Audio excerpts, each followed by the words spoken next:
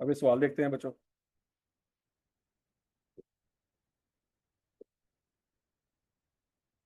Tai chi limited is engage in the manufacture of specialised motors. कौन सी motors? Specialised मोटरें बनाती है। The company has been asked to provide a quotation for building a motor for a large textile industrial unit in Punjab. Order क्या मिला है?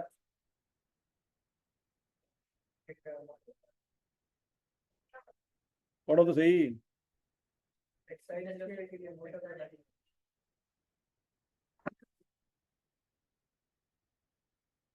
उससे क्या मांगा गया? मोटर मांगी गई है। ध्यान ना पढ़ होत्या।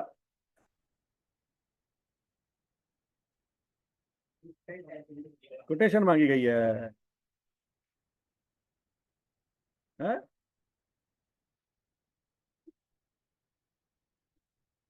अच्छा जी।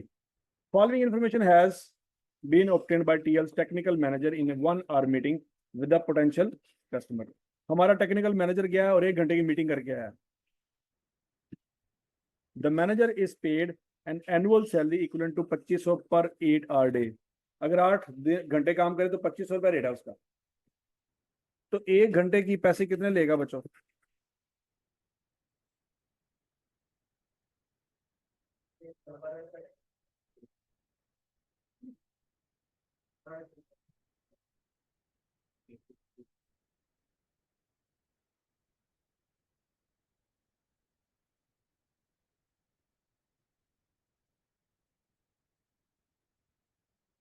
हाँ जी। क्या आंसर आएगा? 300, 312। हाँ जी। 1 घंटा वो मीटिंग करके आया है तो ये 312 रुपये रेलिवेंट कॉस्ट है। पढ़ लो पढ़ लो पढ़ लो पढ़ लो।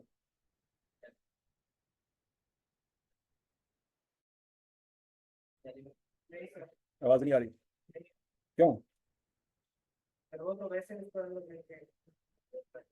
हाँ जी। क्या ये रेलिवेंट कॉस्ट है कि नहीं है? तो बच्चों याद रखना ये रेलिवेंट कॉस्ट नहीं है। क्यों नहीं है? क्योंकि अगर ये अपने दफ्तर में वेला भी बैठा रहता तब भी इसको ये पैसे मिलने ही मिलने। तो रेलिवेंट कॉस्ट वो होती है कि जो डिसीजन के यस करने से खर्चा पड़े और नो करने से खर्चा ना पड़े। तो यहाँ पे तो यस नो अभी हुआ ही नहीं। तो बोलो तो सही। मीटिंग के नतीजे में ऑर्डर मिल भी सकता है, नहीं भी मिल सकता, लेकिन ये खर्चा तो पड़ना ही पड़ना ना। क्या? हाँ, उसमें क्या हुआ? ऑर्डर मिल गया। कोटेशन का मतलब ऑर्डर होता है। हाँ। तो दुकान पे जाके पूछना भाई किन्ने रुपए की किलो है, ਜਿਹਦਾ मतलब है तू ऑर्डर दे देता है। ਤੇ ਹੁਣ ਤੇਰੇ ਸਿਰ ਵੀ ਪੜਨਗੇ ਗੋਭੀ ਲੈ ਕੇ ਜਾਏਗਾ ਤੂੰ। ਤੇਰੀ ਲਾਸ਼ ਨੂੰ ਗੋਭੀ ਘਲਣਗੇ ਲੈ ਕੇ ਨਾਲ। कोटेशन का मतलब है ਹੁੰਦਾ नहीं। Quotation means order. Order order है।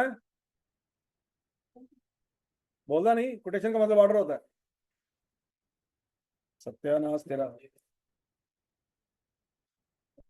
The motor would require 120 feet of wire सी। अच्छा जी, वो जो मोटर बनानी है अब उसमें वायर लगनी है कितने कितने फीट की लगनी है? Which is regularly use by TL in production. तो जो वायर लगनी है वो ऑलरेडी इनके पास अवेलेबल है और रेगुलर यूज में ये भी बता दें। समझ लगी? TL has 300 feet of wire C in inventory. गोदाम में कितना माल पड़ा हुआ है? 300 फीट पड़ा हुआ है। यहाँ पे कितना चाहिए? 120 फीट चाहिए। तो गोदाम में माल है, लेकिन मसला क्या है? वो रेगुलर यूज में है। और अगर रेगुलर यूज में हो तो बच्चों फिर क्या करेंगे?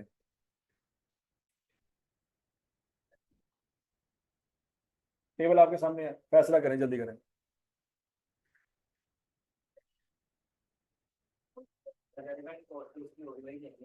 अगर रेगुलर यूज में है तो current replacement cost relevant cost. इस वक्त मार्केट से जो आपको मिलेगी, चाहे आप स्टॉक में से उठा के लगा लें, लेकिन स्टॉक को दोबारा फिल करना होगा।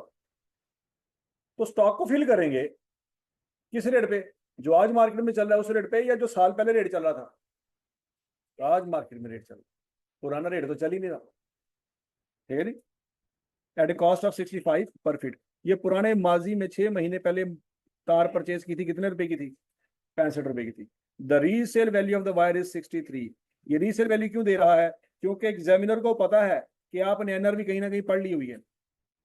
कुछ ऐसे लेजर होंगे जो एनआरवी को फिट करेंगे, लेकिन एनआरवी का कंसेप्ट कब आना था बच्चों? जब वो रेगुलर यूज में ना होती, तब एनआरवी का कंसेप्ट आना है। उसने तो बात ही खत्म कर दी को रेगुलर यूज में है, तो फिर इस साइड पे जाना ही नहीं है हमने। समझ लगी है? लेकिन एग्जामिनर आपको डाटा देगा ये देखने के लिए कि कौन कौन से लेजर हमारे पास बैठे हैं। अगला point, and its current replacement cost is rupees 68। बच्चों तीन प्राइसेस आपके पास आ गई हैं, 65, 63, 68। कौन सी यूज करनी है? कौन सी यूज करेंगे बच्चों? 68। तो इसका मतलब है 120 को मल्टीप्लाई कर देंगे किसके साथ? हालांकि हमने वो वायर इस्तेमाल करनी है जो इन्वेंट्री में पड़ी है, लेकिन फिर भी रेट इन्वेंट्री वाला नहीं लगाएंगे, रेट हम करंट रिप्लेसमेंट कॉस्ट वाला लगाएंगे। नहीं समझ रही? मतलब को बंदा कह ही सकता है कि सर तुम 65 वाली वायर इस्तेमाल करते पे हो तो 68 तुम लिखा है, तो ये दो नंबर ही करते हैं। तो समझ आ रही बात? वो कहेगा सर जी हमने स्टॉक कार्ड बनाया था, स्टॉक में पड़ा था कि स्टॉक आप हिस्टोरिकल कॉस्ट पे रिकॉर्ड करेंगे वो 65 है, आपने यहाँ पे जो कॉस्ट मेजर की है वो 68 की है। हाँ, तो दो नंबर ही कर रहे हो। 65 वाली शायद 68 दिलाई है। नहीं समझ आ रही? फिर अच्छा जी, 50 kg of another material is by D and 30 other small component would also be required by TL for the motor। 50 kilo एक और मटेरियल चाहिए और 30 और छोटे छोटे कंपोनेंट चाहिए। Wire D would be purchase from supplier at 10 per KG. इसका मतलब ये हुआ बच्चों कि वायर डी आपके पास गोदाम में अवेलेबल नहीं। वायर डी के बारे में पॉइंट क्या दी? मटेरियल अवेलेबल स्टॉक नो, वो अवेलेबल नहीं है, तो उसकी स्टोरी खत्म हो गई। अगर तो है तो सीधा सीधा क्या पॉइंट है बच्चों? करंट परचेज प्राइस या उसको रिप्लेसमेंट कॉस्ट पहले। हाँ भाई, अब वो कहता है वो सप्लायर से मिलेगा, पर किलो कितने का पड़ेगा? The supplier sells minimum quantity of 60 kilo per order, लेकिन वो 50 किलो देता ही नहीं है। हमें कितनी चाहिए? लेकिन सप्लायर कितना दे रहा है? फोन की करिए, ऑर्डर कैंसिल कर देना, लड़ाई होगी। क्यों? 50 किलो चाहिए वो कितना देता पाया? असि मोटर बनाता ही नहीं, लानत पे काम दो। ये डिसाइड करेंगे क्या करें? 50 किलो दे ही नहीं रहा। वो कह रहा है भाईजान अगर परचेज करो तो मिनिमम कितना परचेज करो? 60 किलो ले लेंगे, रहने दे, पहले सोच लो, बंद करो सारा कुछ। दुनिया ही सारी जरी ना, फायदा ही कोई नहीं दुनिया च रहने का, हर बंदा जालम बनया पे। और 50 किलो सानू माल चाहिए, कहते नहीं भाईजान 60 किलो, ओदी गर्जन भी सरिया आया है, फिर कारोबार बंद कर दें। तो जिस कंपनी ने हमें फोन किया था उन्होंने फोन करके कहते भाईजान छड़ दो मोटर, कोई नहीं रखा मोटर, दजाल आने वाला, बस आखिर की तैयारी करो, मोटर लैके तुम की करनी है।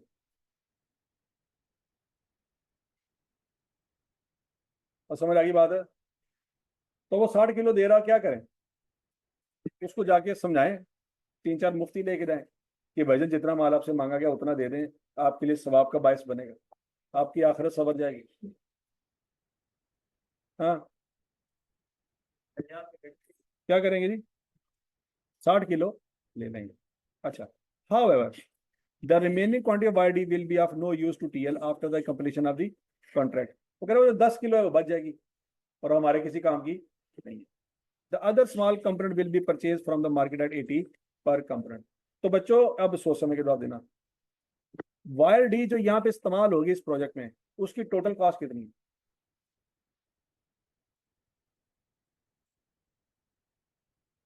कितनी आई जी?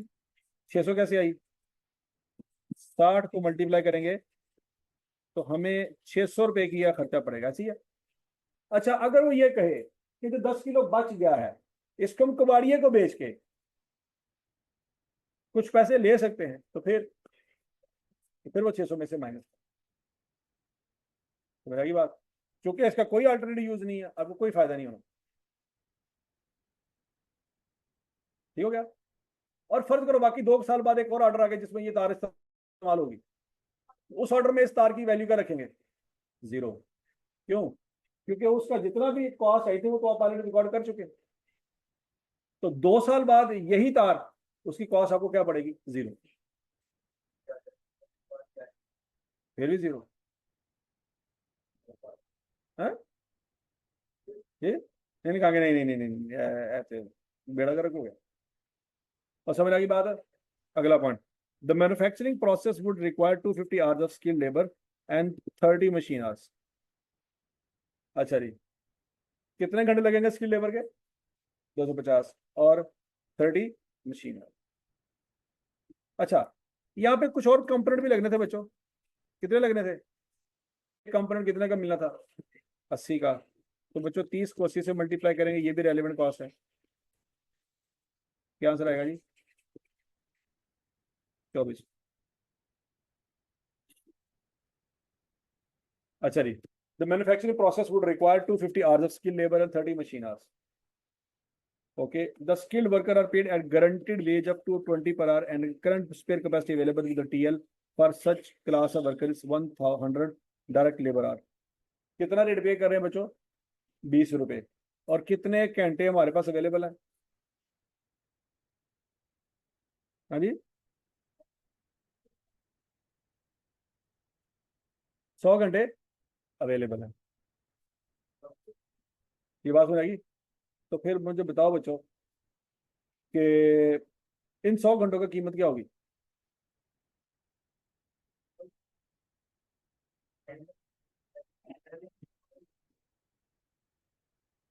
इन 100 घंटों की रेलिवेंट कॉस्ट क्या होगी? 0 क्यों होगी? है? ये गारंटेड वेज लिखा हुआ, गारंटेड वेज का मतलब क्या है? कि हम फिक्स पे कर रहे हैं, काम हो ना हो तो मैं ये गारंटी है इतने पैसे देंगे। उन 100 घंटों की कोई कीमत है, ये 100 घंटे मल्टीप्लाइड बाय 0, बात खत्म। लेकिन क्या सिर्फ 100 घंटों में काम हो जाना है? 150 घंटे और भी चाहिए होंगे। ये 150 घंटे कहाँ से आए, बात समझ आई? Additional labor hour may be obtained by either paying overtime at 23 per hour or hiring temporary worker at 21 per hour। हाँ जी, सोच समय के जवाब देना। किसको हायर करें, अपने बंदों को रखें या बाहर वालों को रखें? पहले गाल पूरी पढ़ लो। अपनों को रखेंगे कितने का पड़ेगा? 23 रुपए पर घंटा। लेकिन बाहर वालों को रखेंगे तो 21 रुपए। हाँ भाई, बाहर वालों को या अंदर वालों को? क्यों? देखो, अगर अंदर वालों की बात करें तो बच्चों कितना पड़ेगा हमें? 3450। लेकिन अगर बाहर वालों की बात करें तो 2150। ये तो 3150 तो कम है।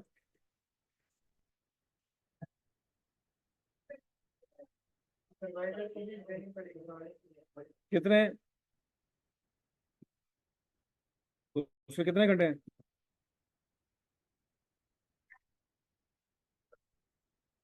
तो क्या सजा देगा? अब इनमें से हायर लें कि लोअर लें? हायर क्यों नहीं लें?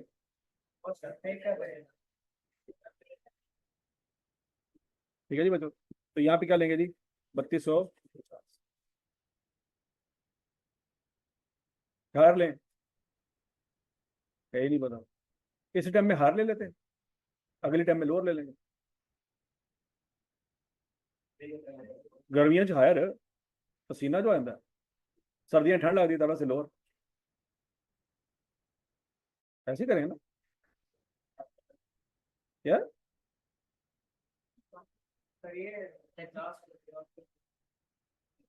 क्या? The machine on which the motor would be manufactured was leased by TL last year at a monthly rent of 5000 and it has a spare capacity of 110 per hours per month. हमें इस motor को बनाने के लिए कितने घंटे चाहिए machine के? 30 चाहिए। तो इस जो मोटर हमने ऑलरेडी लीज पे ली हुई है, उस पर कितने अवेलेबल घंटे हैं? तो बच्चों इसका मतलब है मोटर के खर्चे फिर 0 हो गया ना। क्यों बोला? क्या इस काम के लिए अलग से मोटर लेंगे? तो जो मोटर ली हुई वही काम कर रही। तो क्या अगर ये काम ना करते तो रेंट पे ना करते? तो ये ऑर्डर एक्सेप्ट करें या ना करें, दोनों सूरतों में रेंट तो दे रहे हैं, तो कोई एक्स्ट्रा खर्चा दे रहे हैं, तो फिर रेलेवेंट कॉस्ट इसकी क्या होगी? The variable running cost of machine is 15 per hour. हाँ जी, अब ये 15 रुपए क्या करेंगे? ये 15 रुपए रेलेवेंट आएगा नहीं, क्यों? वो कहता है अगर मशीन नहीं चलाओगे, मशीन नहीं चलाओगे तो बिजली का बिल नहीं आएगा। तो जब मशीन चलाओगे तो ये मशीन वेली पड़ी थी तो बिजली तो नहीं इस्तेमाल कर रही थी। अब तुमने अगर मशीन चलाई है तो बिजली तो आ रही है ना, बिजली का बिल तो आ रहा है ना, तो वेरिएबल ओवरहेड तो आएंगे। नहीं समझ आए? मशीन का एक्स्ट्रा रेंट नहीं पड़ रहा लेकिन बिजली तो कंज्यूम हो रही है। Fix overhead are absorb at the rate of 25 per direct labour our. हाँ जी, इसका क्या करेंगे? क्या बच्चों 25 को मल्टीप्लाई करेंगे 250 से? 250 घंटे लगने हैं ना, ऊपर बताया उसने सवाल में, बताया कि नहीं बताया? तो क्या 250 को 25 से मल्टीप्लाई करें? 150 से? चलो 150 से कर लेते हैं। क्यों 250 से क्यों नहीं करें? रेलिवेंट। हाँ जी। हाँ, तो कितना है? 150। तो आंसर क्या आएगा? 3750। ये मैंने आपके लिए कुछ लिखा है।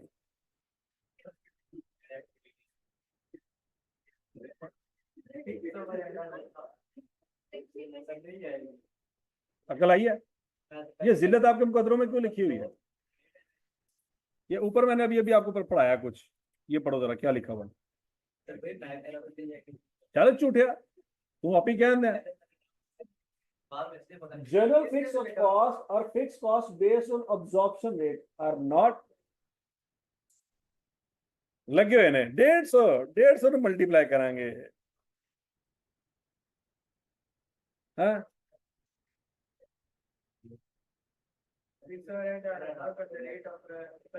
एक मिनट एक मिनट, दोबारा दोबारा दोबारा, ये 25 रुपए कैसे निकले होंगे? सोचो सोचो सोचो सोचो सोचो। Total fix cost divided by total labour hour, तो 25 आया होगा ना। तो बच्चों टोटल फिक्स कॉस्ट तो पहले दिन से तय होगी कि नहीं तय होगी? तो ये ऑर्डर मिलता या ना मिलता, वो टोटल फिक्स कॉस्ट तो पड़ रही होगी। नहीं बात सुन लगी? जब हमने पहले दिन बजट बनाया होगा तो उस दिन हमने सोचा होगा कि हमें ऑर्डर आएगा? नहीं। तो उस वक्त जो टोटल फिक्स कॉस्ट हमने सोची होगी वो तो आनी आनी है ना। इस ऑर्डर की वजह से हमारी फिक्स कॉस्ट कभी हमने कैलकुलेट किया है? नहीं। नहीं बात समझी? तो बोला तो सही। अच्छा, टोटल फिक्स कॉस्ट की एग्जांपल में मुझे बताएं क्या क्या चीज आ सकती है? रेंट। अब सोच समय के जवाब देना, ये ऑर्डर आता या ना आता? रेंट पे करना ही करना था। डेप्रिसिएशन, ये ऑर्डर आता या ना आता? डेप्रिसिएशन आनी आनी। सोचो सोचो सोचो सोचो। इनडायरेक्ट लेबर, ये कॉन्ट्रैक्ट होता या ना होता? इनडायरेक्ट लेबर को सैलरी आपने देनी देनी। और समझ आ गई कि नहीं आ गई? तो बच्चों ये नहीं देखना कि 250 में से 100 चूंकि लेबर में रेलिवेंट है तो यहाँ पे भी रेलिवेंट होगा, नहीं। यहाँ पे टोटल इररिलेवेंट है। क्यों? क्योंकि फिक्स कॉस्ट में रेंट आ रहा है या परमानेंट लेबर आ रही है, तो वो काम करते हैं या ना करते वो आप पे ऑलरेडी कर रहे हैं। तो लिहाजा यहाँ पे कोई रेलिवेंट कॉस्ट नहीं है। होनी याद रहेगी। इस जिल्लत के बाद बच्चों ये लाइन आपको भूलनी नहीं चाहिए।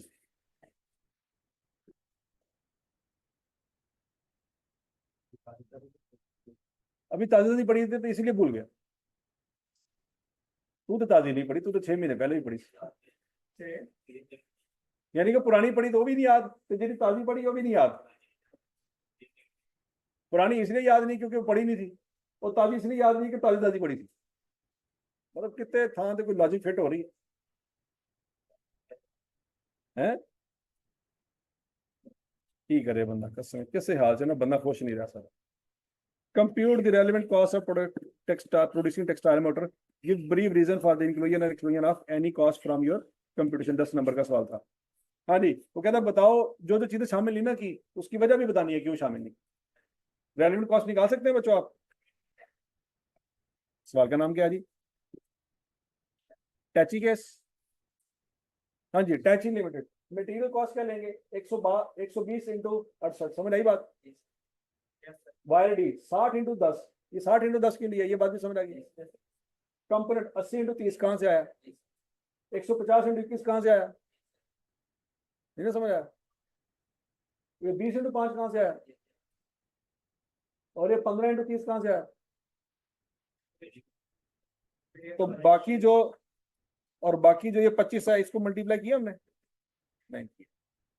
यहाँ तक कि रेलेवेंट कॉस्ट निकाली बच्चों आपने 14,860। लॉजिक समझ आ गई? अब अगला पॉइंट, बाकी जो शामिल नहीं की वो कौन कौन सी थी? सबसे पहले मैनेजर की सैलरी याद करो, वो 1 घंटे की जो मीटिंग की थी उसमें हम उसको कहेंगे ये ऑलरेडी क्या है, कमिटेड है या परमानेंट लेबर है? ये कमिटेड हो वाला नहीं, ठीक हो गया? कमिटेड से क्या मुराद है कि इसके साथ ऑलरेडी क्या तय हुआ पड़ा है, रेट। तो ये मीटिंग करता या ना करता, ये चाहे अपने दफ्तर में बैठ के पबजी खेल रहा था तभी इसने पैसे लेने ही लेने। समझ आ गई? अच्छा 100 घंटा ऑफ लेबर वो हमने नहीं लिया, क्यों नहीं लिया? ऑलरेडी गारंटेड है। फिक्स ओवरहेड वो क्यों लिए? इररिलेवेंट एज इट विल इनकर एनीवे, मतलब रेंट आपने पे करना ही करना था। और उसके बाद lease of machine because it is already committed. समझ आ गई थी? 4 चीजें हमने नहीं ली तो उसकी वजह भी बतानी है क्यों नहीं ली। पेपर में चवल नहीं मारनी, as it is irrelevant, as it is irrelevant, as it is irrelevant, ऐ नहीं लिखना। समझ आ गया?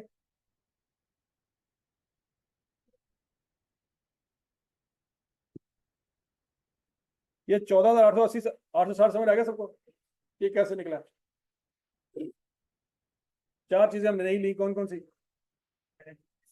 मैनेजर की सैलरी, लेबर के 100 घंटे, फिक्स ओवरहेड रेट और लीज ऑफ मशीन। तो जो जो चीजें नहीं ली उसकी वजह बतानी है कि क्यों नहीं ली।